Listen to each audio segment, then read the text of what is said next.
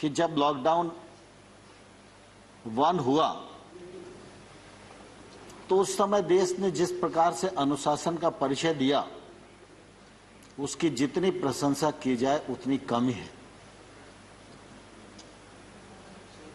हम सब इस बात को भलीभांति जानते हैं कि वह कालखंड ऐसा कालखंड था कि अगर महामारी का विस्तार होता तो शायद हमारे पास उतने साधन भी नहीं थे कि हम उसका मुकाबला कर पाते।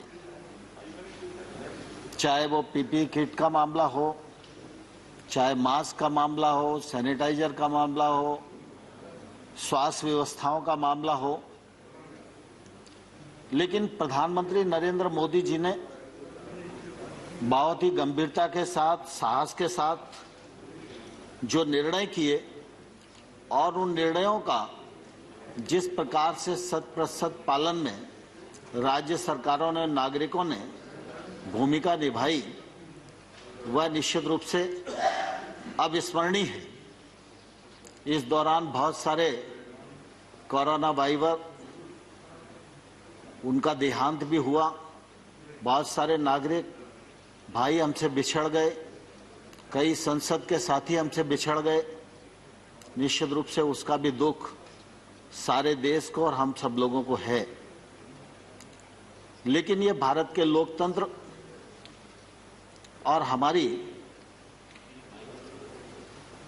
इन परंपराओं का ही परिणाम है कि प्रधानमंत्री जी के दृढ़ संकल्प और देश की ताकत दोनों ने मिलकर इस पूरी महामारी पर नियंत्रण प्राप्त करने की एक सफलतम कोशिश की।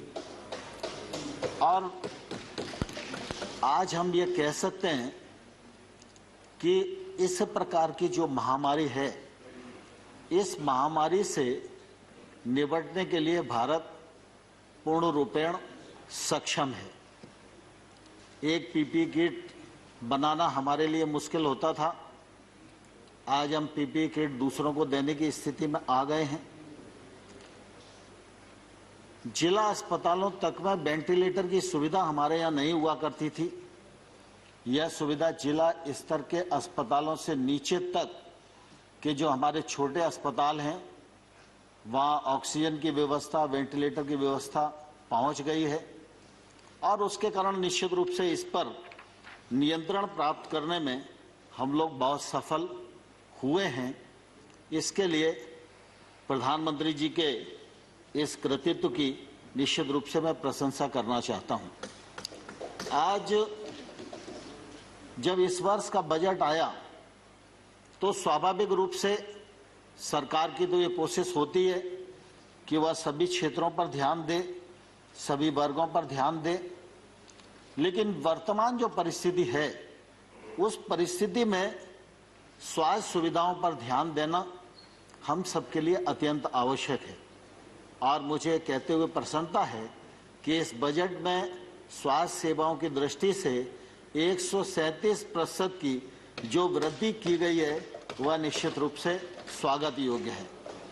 आमतौर पर जब इस महामारी से हम लोग जूझ रहे थे, उस समय ऐसा लग रहा था कि वैक्सीन हम पहले बनाएंगे या वैक्सीन दूसरे देश बनाएंगे और वो वैक्सीन हम सबको मिल पाएगी।